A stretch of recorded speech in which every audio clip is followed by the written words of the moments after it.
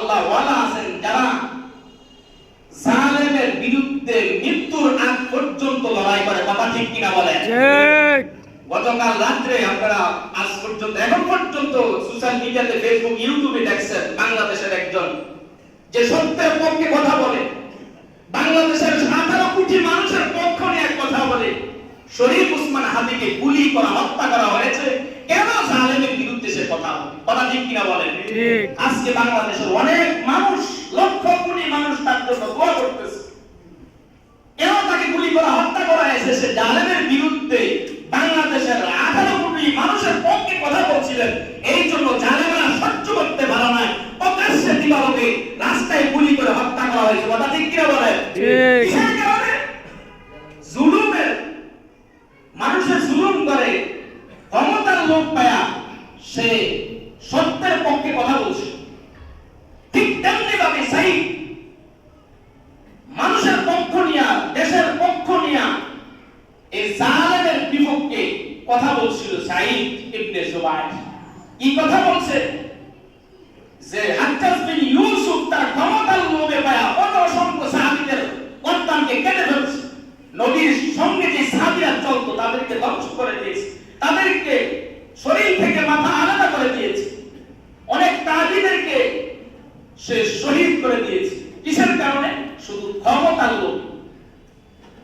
তো সাঈদ ইবনে জুবাইর রাহমাতুল্লাহ আলাইহি এবার হাজ্জাজ বিন ইউসুফ জিজ্ঞাসা করে, তুমি আমার ব্যাপারে কি বলে একটু শুনি না, তুমি বলো, আমার সামনে বলো। চুপ করে রয়েছে, কিছু বলার নাই। পর তার এক কথা এভাবে বের করা যাইতো না। হাজ্জাজ বিন ইউসুফ কয়, ঠিক আছে তুমি তো আমার ব্যাপারে, ও মনে মনে বলে, আমার সামনে তো আমার বিরুদ্ধে তুমি বলতা না। আচ্ছা বলো তো তোমার নবী কেমন ছিল?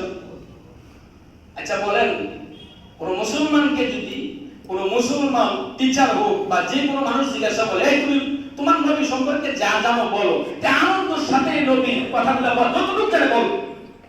তো সাঈদ ইবনে জুবাইর আর দেরি করে না, যখন নবীর পক্ষে কথা বলা শুরু হয়েছে যে নবী সম্পর্কে কিছু বল, তো সাঈদ ইবনে জুবাইর বলে, আমার নবীকে আল্লাহ তাআলা হাবিব বলে ঘোষণা দিয়েছেন, মেরাজে গিয়া আমার নবীকে 5 ওয়াক্ত নামাজ দিয়েছেন, আমার নবীকে ইমামুল মুরসালিন আল্লাহ বানাইছেন। মানে নবীর প্রশংসা শুরু করে দিয়েছে। ঠিক আছে থামো, মানে কথা বের করতেছে। সাঈদ ইবনে জুবাইর মুখ থেকে কথা বের করা শুরু করছে। আবু বকর সম্পর্কে বলো, ওসমান সম্পর্কে বলো, আলী সম্পর্কে বলো। এভাবে প্রত্যেকের কথা বলার পরে এবার আমার ব্যাপারে বলো।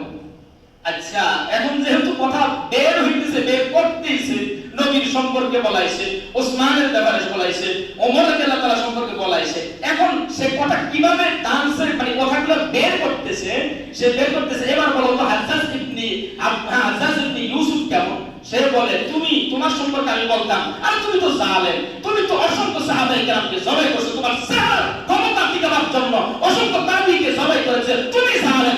আমি যতদিন দুনিয়ায় পাইছি, বাইচা থাকি, ততদিন পর্যন্ত তোমার বিরোধিতা এবং তোমার জালেমের বিপক্ষে আমি কথা বলেই থাকবো।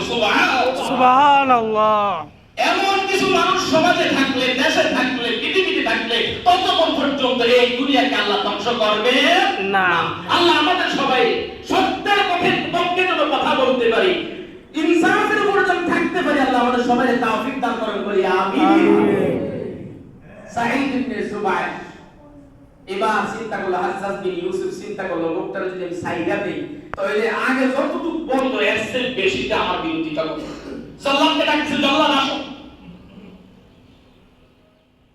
জল্লাদকে ডাকতে বলে, তারে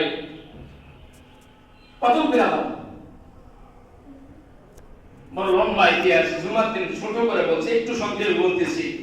হযরতে সাঈদ ইবনে জুবাইর রাদিয়াল্লাহু আনহু উনি তাবী ছিলেন। হযরত সাঈদকে যখন জল্লাদকে ডাকতে বলছে, সাঈদকে কত বিরাম। হাজ্জাজ বিন ইউসুফ বলে, তোমার শেষ কোনো ইচ্ছা আছে কিনা কিছু করার? যদি অনুমতি দাও 2 রাকাত নামাজ পড়বো, আমার জীবনে 2 রাকাত নামাজের একটু সুযোগ দাও। হাজ্জাজ বিন ইউসুফ বলে, ঠিক আছে তোমার 2 রাকাত নামাজের সুযোগ দিলাম। উনি দাঁড়ায় গেছেন, নামাজ দাঁড়ায় গেছে, নামাজ দাঁড়ায় মাত্র 10 মিনিটে নামাজ কমপ্লিট করে ফেলছে। তো হাজ্জাজ বিন ইউসুফ বলে, এ সাঈদ ইবনে জুবায়ের, তুমি না ওই সাইদ যে সাইদ 2 রাকাত নামাজে পুরো কোরআন খতম করতা, আজকে মাত্র 10 মিনিট তোমার নামাজ কমপ্লিট করলা। তুমি না ওই সাইদ যে সাইদ 2 রাকাতে পুরো কোরআন আল্লাহ তাআলা কোরআন খতম করতা, তুমি না মাত্র 10 মিনিট তোমার নামাজ কমপ্লিট করলা। তখন সাইদ ইবনে জুবায়ের বলে, আমার তো ইচ্ছা আমি আমার মালিকের কাছে সাক্ষাৎ করব, আমার ইচ্ছাটাই ছিল যে 2 রাকাত নামাজে পুরো কোরআন খতম করে দেই, কিন্তু না, আমি চিন্তা করি যদি 2 রাকাত নামাজের ভিতরে পুরো কোরআন খতম করতে যাই তো ঘন্টার পর ঘন্টা পার হয়ে যাবে, আর তুমি মানুষের কাছে বলবা ওই সাইদ সে মৃত্যুর ভয়ে নামাজ ধীরে দেরি করতেছে, আমি আমার এই কথাগুলো মানুষের কাছে ছড়াইবা বিদায় না, তোমার জন্য এই সুযোগটা না হয়, এই জন্য আমি 10 মিনিটের পুরো 2 রাকাত নামাজ পড়ে দিলাম। সুবহানাল্লাহ, সুবহানাল্লাহ। যেটা আমার বিরুদ্ধে তুমি কোনো কথাই বলতে পারো না, যে না বলতে পারো, এই জন্য আমি তাড়াতাড়ি নামাজ শেষ করলাম। এবার সাইদ বলছে, ঠিক আছে তুমি আমার কতল করো।